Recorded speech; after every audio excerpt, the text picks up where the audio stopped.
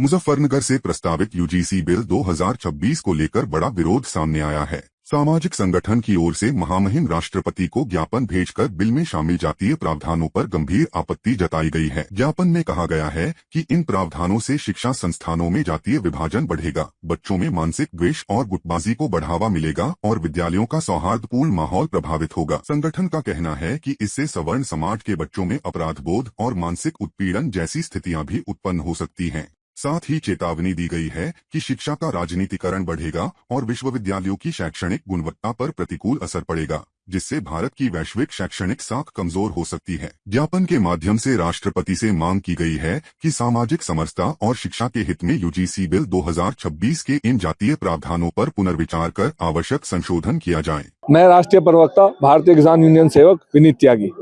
आज प्रदर्शन किया जा रहा है स्वर्ण समाज पे एक तरह का एक ऐसा आरोप सरकार ने जातीय प्रावधान के हिसाब से लगवाया जो शिक्षा के मंदिर से शुरू होगा।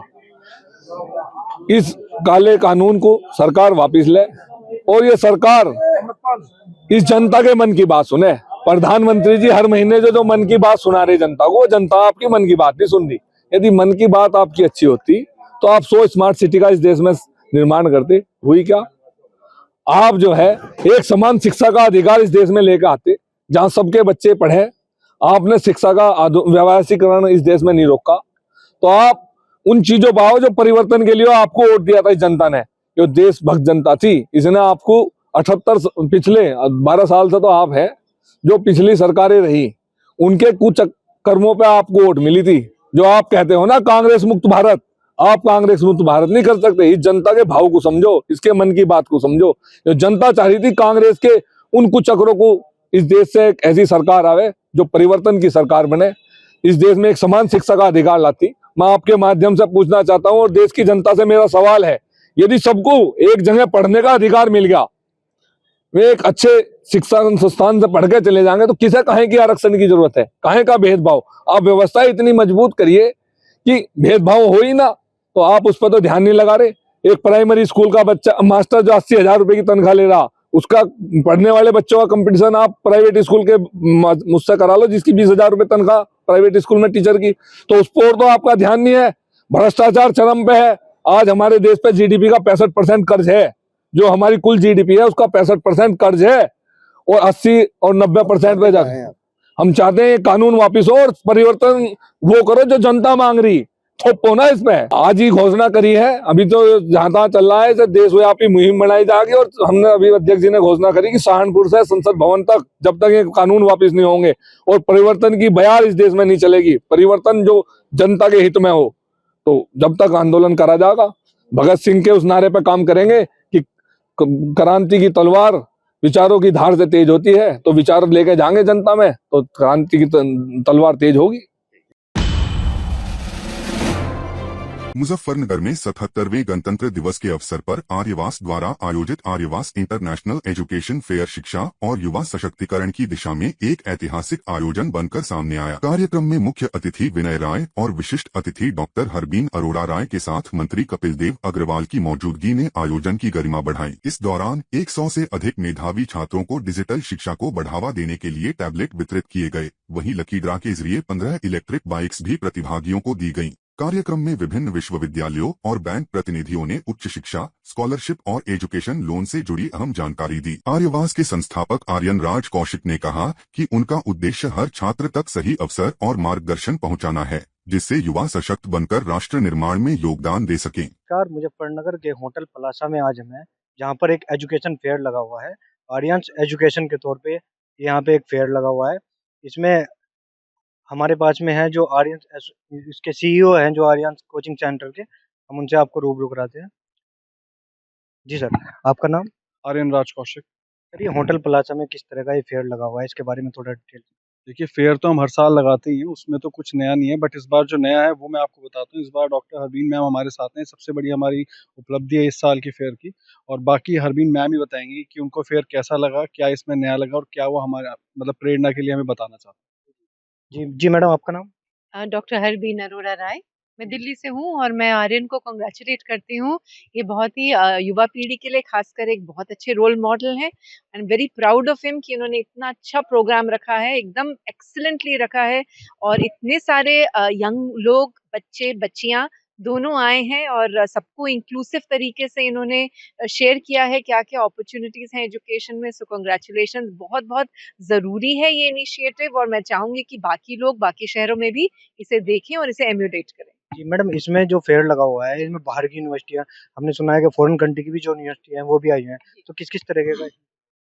मैंने जो देखा यहाँ पे फेयर में तो खासकर जो अब्रॉड के हैं वो मेडिकल के लिए हैं। ऐसा है कि मेडिकल एजुकेशन इंडिया में भी बढ़नी चाहिए पर अभी फिलहाल जो है बाहर की यूनिवर्सिटीज आई हैं और यहाँ इंडिया हैज गॉट टैलेंट, तो बहुत से बच्चे हैं जो आगे पढ़ना चाहते हैं और बाहर की कंट्रीज में खासकर care workers, health care workers, उनकी एजिंग पॉपुलेशन है, उनको यंग लोग चाहिए।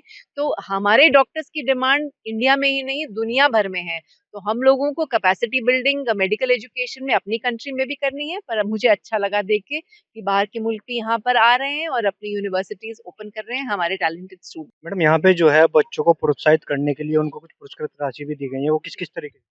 हमने ई बाइक्स दी हैं बच्चों को जो हमारी कंपनी बनाती है और ये बच्चों को प्रोत्साहित करने के लिए आर्यन ने टैबलेट्स दी हैं जो ये हर साल देते हैं और कुछ बुक्स दी हैं हमने। जो मेरे हस्बैंड हैं वो एक बिजनेसमैन रहे हैं, तो उन्होंने अपनी युवा पीढ़ी के लिए अपने जो भी संघर्ष, अपना जो भी उन्होंने सीखा है अपने रास्ते पे, उन्होंने एक ऑटोबायोग्राफी की तरह उसे शेयर किया है ताकि बच्चे उसे पढ़ें और प्रोत्साहित हों कि अपनी जीवन शैली अपनी तरह से जिए और अपनी यूनिकनेस को पूरा एक्सप्रेस करके। हम लोगों के पास एक ही जिंदगी होती है और उसे पूर्ण तरह किस तरह जिया जाता है, अपना हेड माइंड बिल्कुल एकदम सशक्त करके। तो खाली एजुकेशन कॉलेज या स्कूल में नहीं होती है, एजुकेशन ऑफ द लाइफ हमारे हार्ट एंड माइंडसेट में भी होती है। तो ऐसी बहुत सी चीजें उनको उनकी जीवन शैली से, उनकी जीवन प्रणाली से सीखने को मिलेगी। मैडम यहाँ पे एक मुख्य आकर्षण का केंद्र एक पुस्तक रही है, जी, उस वही पुस्तक के बारे में मैंने उसी के बारे में अभी बताया आपको। किसने वो पुस्तक लिखी? अब वो मेरे हस्बैंड है विनय राय जी, उन्होंने लिखी है और वो इंडस्ट्रियलिस्ट हैं, बिजनेस में रहे हैं, एजुकेशनिस्ट हैं और एक फिलैंथ्रोपिस्ट हैं, विजनरी हैं। तो उन्होंने अपनी जिंदगी में सीखा है, अपने एक्सपीरियंस के द्वारा, अपने चैलेंजेस और स्ट्रगल्स के द्वारा और अपनी विजन के द्वारा वो उन्होंने उस किताब में डाला है।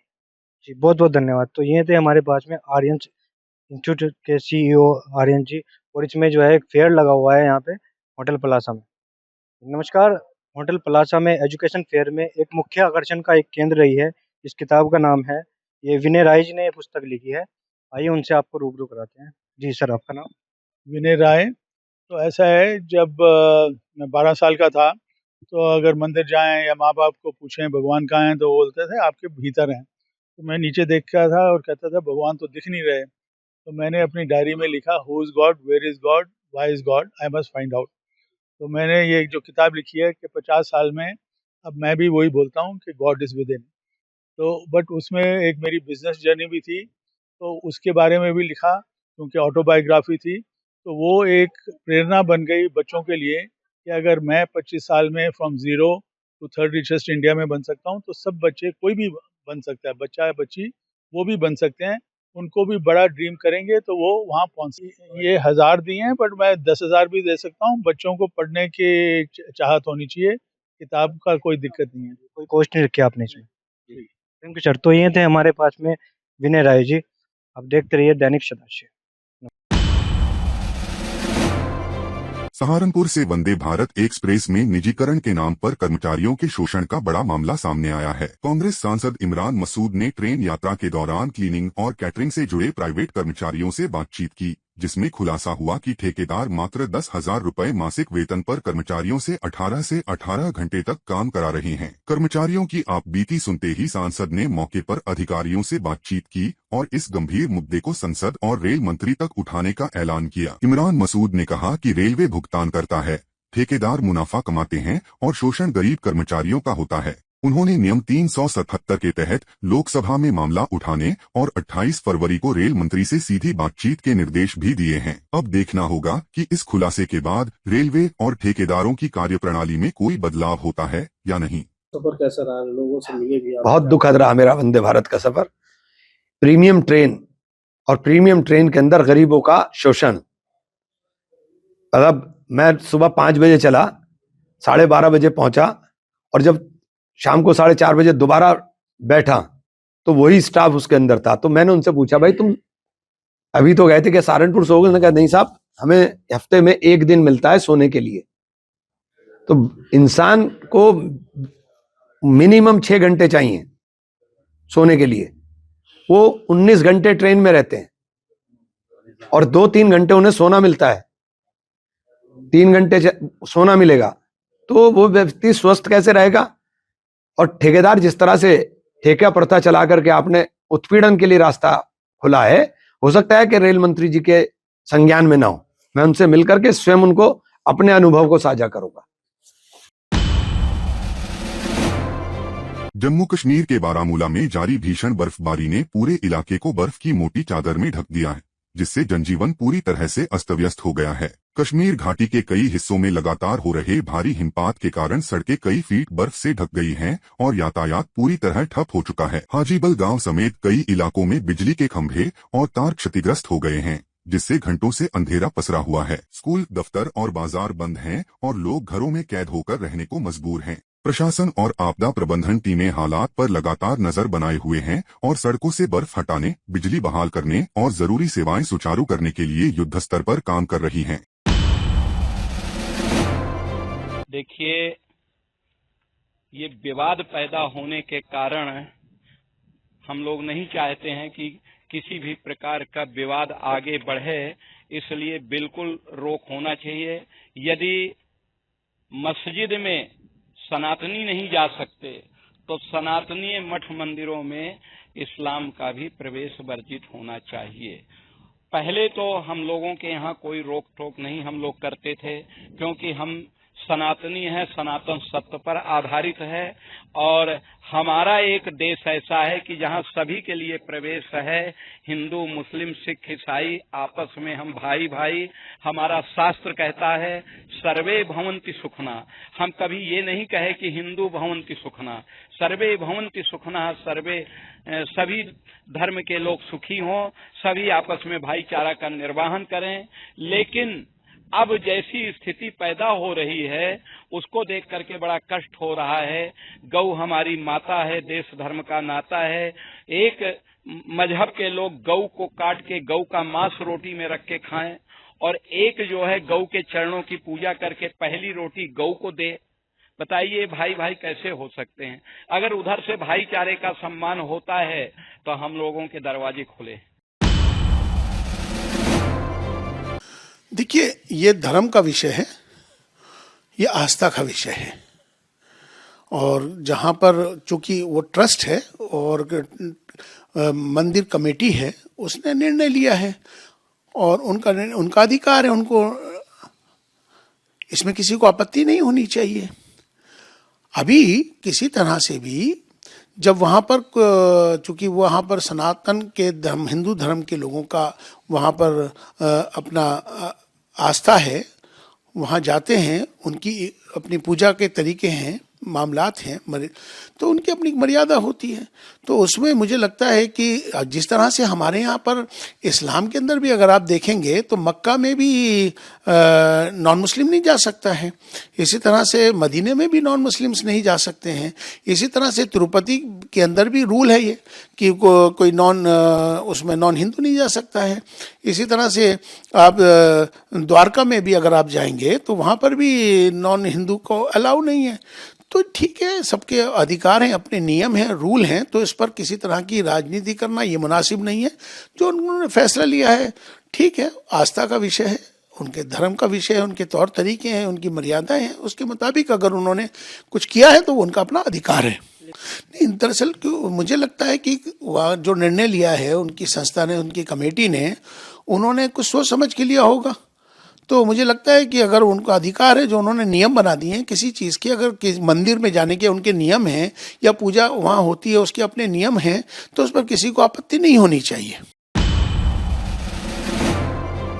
वहां तो पहले ही नहीं कोई जाता था भाई, वो हिंदुओं का धार्मिक स्थल है, पवित्र स्थल है, वहां वही लोग जाते हैं। और ये तो नफरत का एजेंडा चला रहे हैं।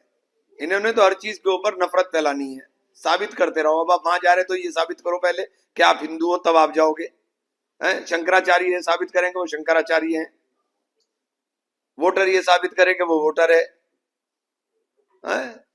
ये एक तमाशा कर दिया, नागरिकता साबित करो। ये देश के अंदर कर क्या रहे हैं? देश में इसके अलावा कुछ रह गया इनके पास? रोजगार पे बात नहीं करेंगे, अर्थव्यवस्था पे बात नहीं करेंगे, बस इसी के ऊपर रह गया, पूरा एजेंडा इसी पर चल रहा है। और अब तो हद ही कर दी है। चलिए पहले आपने मस्जिदों पर बुलडोजर चलाया, मदरसों पर चलाया, दरगाहें सारी तोड़ दी आपने, 400-400 साल पुरानी दरगाहें तोड़ दी, अब मंदिर भी तोड़ दिए। अब तो आपने मंदिर भी तोड़ दिए, मंदिर भी नहीं छोड़े। जिन मंदिरों का नाम लेकर के, जिस धर्म का नाम लेकर के आप लोगों में नफरत बो रहे थे, उस धर्म के अंदर तो प्रेम ही प्रेम है, आपने नफरत बोई, अब उसको भी छोड़ रहे हो। शंकराचार्य जी को भी नोटिस जारी करा रहे हो कि वो बताएं कि वो है क्या नहीं है। मंदिर तोड़ दोगे, 150 मंदिर बता रहे शंकराचार्य जी तोड़ दिए। मंदिर में मूर्तियां टूटी हुई, शिव जी की मूर्ति को ट्रैक्टर से खींचते हुए लोगों के वीडियो वायरल हुए, शर्म नहीं आती इनको। देखिए ये फिर मैंने कहा कि नफरत, अब ये जातियों में झगड़े कराएंगे, ये जातियां झगड़ती, इनका काम झगड़े से चलता है। SC एक्ट लाई थी कांग्रेस, और SC एक्ट में जो प्रावधान थे उस एक्ट के अंदर सारे प्रावधान किए गए थे। अब ये जो झगड़ा पैदा कर रहे हैं, जरा इनसे पूछे कितने वाइस चांसलर SC हैं, कितने वाइस चांसलर हमारे दलित भाई हैं, कितने बैकवर्ड वाइस चांसलर हैं, बताइए कितने हैं? सिर्फ एक लाइन से आप बता करके आप नफरत पैदा कर दोगे, इसके अलावा तो कुछ भी नहीं। सारे वाइस चांसलर कौन है? कोई है बैकवर्ड में, कोई है शेड्यूल कास्ट में? कितनी यूनिवर्सिटी हैं, कितने प्रोफेसर हैं, कितने % लोग वहां पे शिक्षा के अंदर ये लोग काम कर रहे हैं? उसके ऊपर काम नहीं करेंगे, उसके ऊपर नहीं काम करेंगे। हाँ, नफरत फैलाने के लिए कोई ना कोई एजेंडा तैयार रखेंगे। शंकराचार्य जी का अपमान हुआ है, इसमें कोई दो राय नहीं है। शंकराचार्य जी का अपमान हुआ है और लगातार हो रहा है। हर धर्मिता की इंतहा है।